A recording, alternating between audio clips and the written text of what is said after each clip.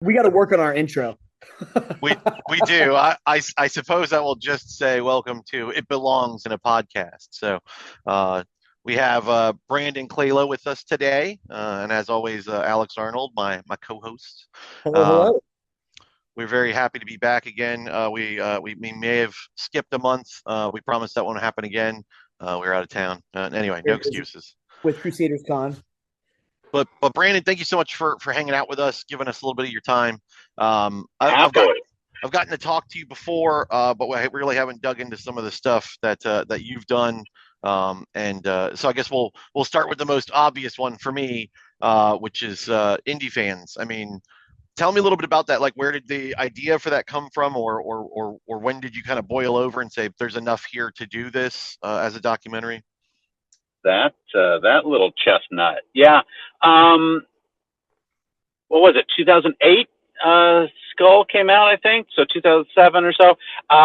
Yeah, there was a weird era in. It wasn't weird. It was great. But there was an era in documentaries where everybody was making these fan documentaries about their favorite movies, and nobody had claimed Indy.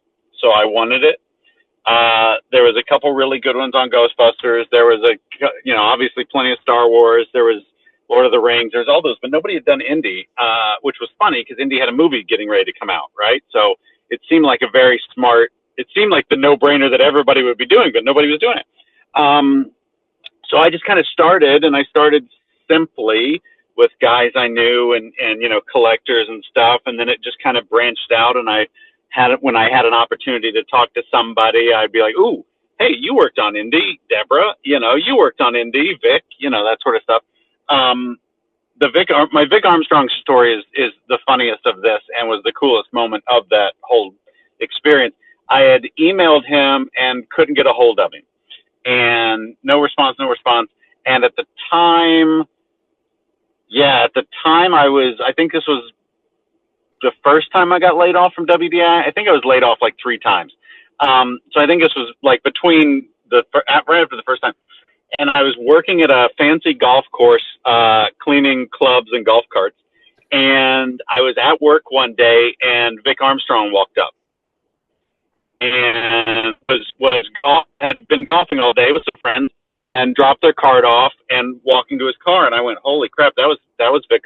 I knew who it was, right? And I jumped in the little cart and drove over to him as he's putting his clubs in his car. And I go, "This is really bananas, and you're welcome to call security, but I've been trying to get a hold of you. I'm the guy making the Indy documentary."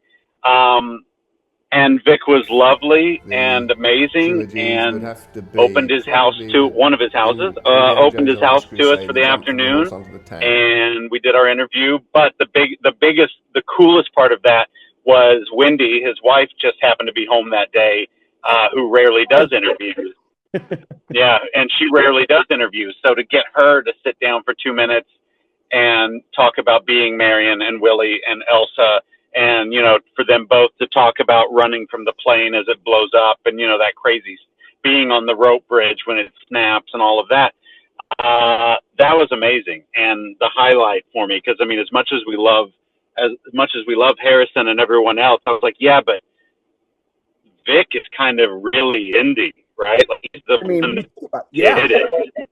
He's the one that actually did. He's the one that.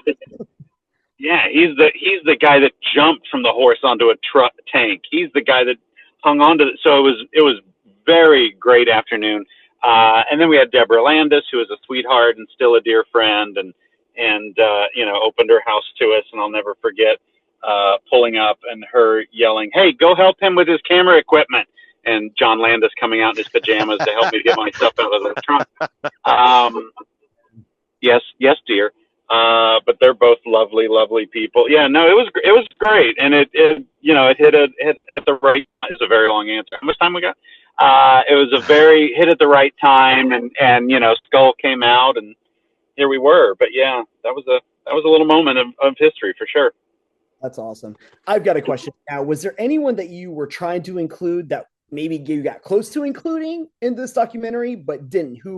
If there was one person you really wanted that got close? We had a few emails to Steven, because wow, I was friends with the guys who did The Shark Is Still Working, Eric and those guys, and they had gotten Steven. So we had talked to Steven's people a couple times, and they had introduced, it was all good. But then we kind of hit a few reminders that, oh, by the way, this isn't an official document. This is a fan thing. That was when I got my first cease and desist from Lucasfilm, which I have on my wall.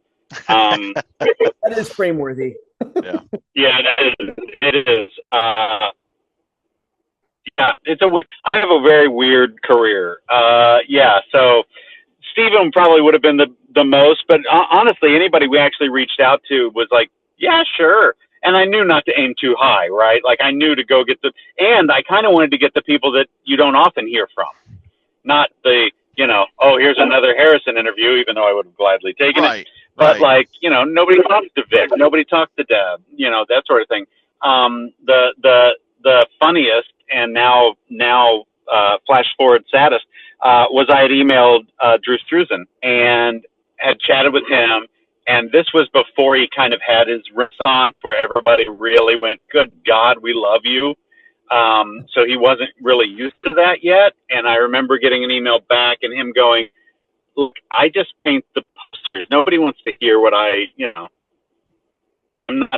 not part of my thing, right? I just paint what I'm told to paint. So I'm glad he got to see all that before he passed. And then we became not good friends, but we hung out a little bit when we were when I was at Disney, and I was helping out on the poster art of the Disney Parks book, which obviously has a good spread on the Indy poster. And then it was great because he'd come over and just want to hang out, and I remember having him sign my Temple of Doom, and he was insistent that his autograph would ruin its value and all of that. I mean, insanely humble, sweet man. Man, that's incredible. Yeah, that is amazing. Yeah, I can't imagine. And then, yeah, I'm glad, like you said, I'm glad he kind of was able to feel that love, and maybe you kind of helped introduce him to that. But, yeah, I was just curious too. I mean, so in your approach to doing this, obviously, like you said, it was kind of there was that time when people were doing this about their movies, and that was kind of a thing at the time or whatever. And yeah, you grabbed it. But, the thing that's I think stands out the most about your movie is that it treats Indy fans like myself with a tremendous amount of respect. Other documentaries, and I won't get into who, it's a little bit of a parody. It's a little bit of like lampooning and kind of like for the gasp factor. Was that, how much of an intent was that for you? Were you determined not to let that be, an oddball thing and make parodies of this? Yeah, I mean, I didn't want to go that way because I'm as much an Indy fan as you guys. I consider myself the first Alex Arnold. There was just no social media, so nothing makes me happier than watching Alex do his thing.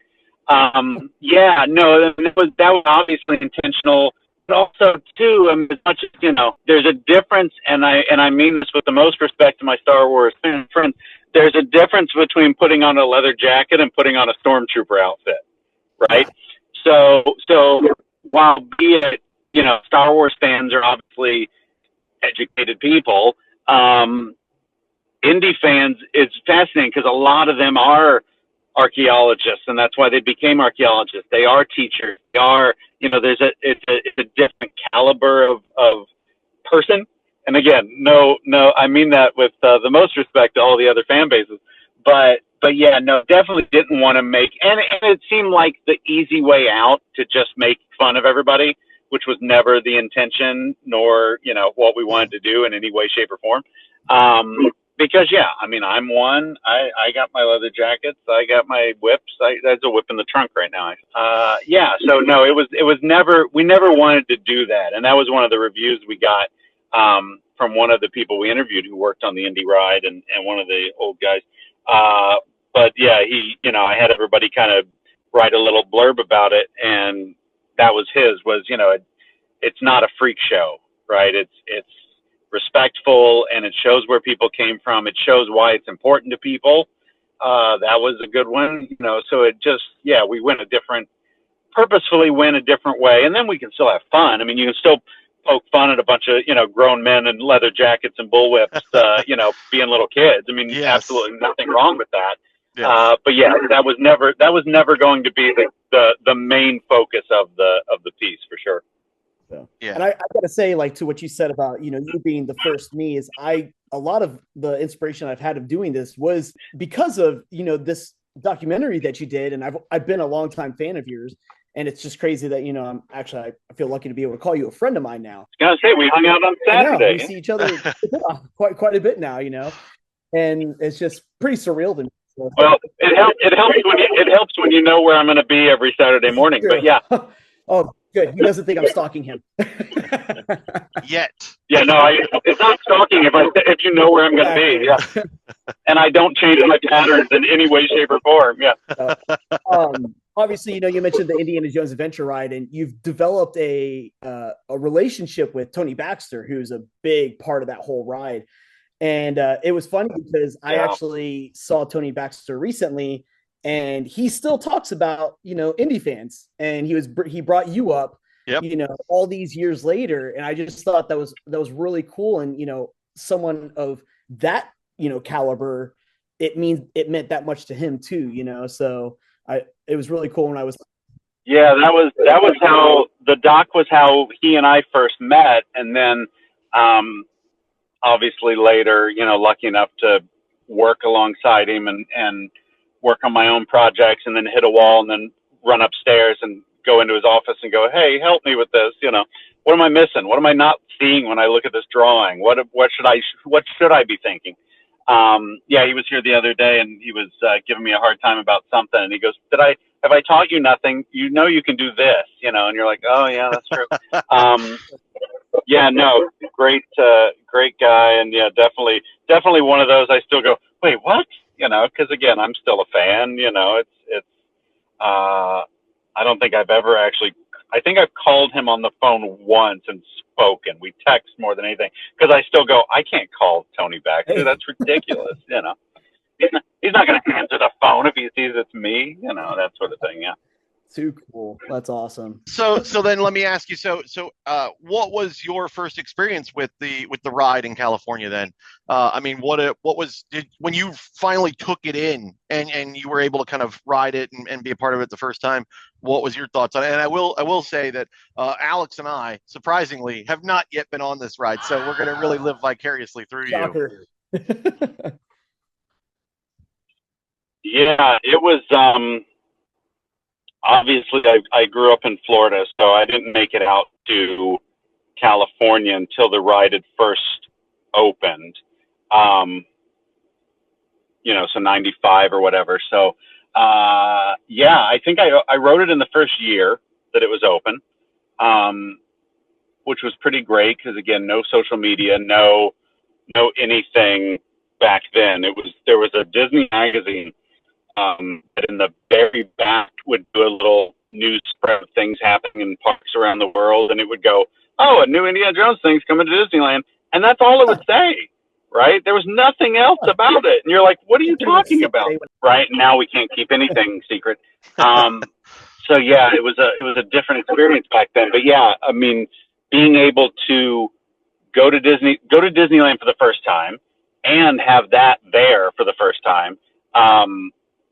Yeah, it's like when we opened Epic, I worked on it for 6 years, but I never went and looked at the other lands because I wanted to be surprised. I wanted to be able to go, oh my God, because how rare is it you get to go into a theme park for the first time in your life, especially nowadays with spoilers and helicopters flying overhead and everything else.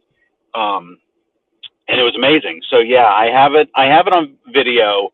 Because my dad filmed us walking through the whole queue and up to the, load station. But yeah, I mean, I think, the timing checks out. I probably got to see the ice machine when it worked. That worked in the first year, so that would have been going. That ride still blows my mind. So it's held true. I worked it when I worked at Disneyland in 2005. I worked at Indy and Jungle. Yeah, it's a hell of a thing. I mean, it always will be. I can't wait to go ride that ride. I still can't believe I haven't done it yet. We'll go on it I eventually. I can't believe you didn't go when we were out there for Dial. Oh man, I should have been. I should have been. I almost had an opportunity recently, but something came up, and my first time riding it would have been with John, and it didn't work out, and I kick myself every time for that. Yeah, if I don't think I knew you hadn't been on it when we were out for Dial, or I probably would have thrown you in the trunk and we would have taken a drive. But yeah, I definitely would have taken you up on that. Yeah, I mean, we could have done that. That would have been fun. We should probably try to ride that one before we have one here in Florida of our own. Yeah, I know, right? That's on the horizon. Yeah. We'll have to make a special trip out there soon. Yeah, we got what, a year? A little more or less open. About a year and a half, probably. The clock is ticking. Yeah, I'm excited about it. I think any Indy fan. Clock is ticking. Yeah. Summer 2027 is what I'm predicting. Yeah. The dead heat of summer. I read 20. 27 is what I read. Yeah, so and it's gonna be a whole new track. Here we go. A whole new story and theme. So, but I believe it's still gonna be the same track because it's the same track as the one in Disneyland. So yeah, the layout. Yeah. Track is expensive, so I would imagine they're going to leave that in place. So that's what I'm thinking. They haven't. All they've said was it was a new story and theme. That's all. So either way, I'm looking forward to it. It'll be a nice surprise for me. Drum roll, please. Yeah, but yes, you have to go ride Anaheim before this one opens. Well, yeah, I appreciate the time today, Brandon. I really do. If you're listening to this and you haven't already seen Indy Fans, how dare you? And go ahead and do that soon. Let's amend that. You're welcome back on anytime you want. We have tons more to talk about. Obviously, the Indy fan community has grown quite a bit since you made the documentary. I think it's time for a sequel. No pressure. Not trying to get you to make a sequel, but you should definitely make a sequel. Thank you so much again. Thank you for your time. No pressure. I'm all for a sequel. Let's do it. I'm just gonna make it'll be a sequel just about Alex. I watch that sequel every day. Sequel ever. Oh man! Thank you so much. Thanks, Brandon. You got it, guys.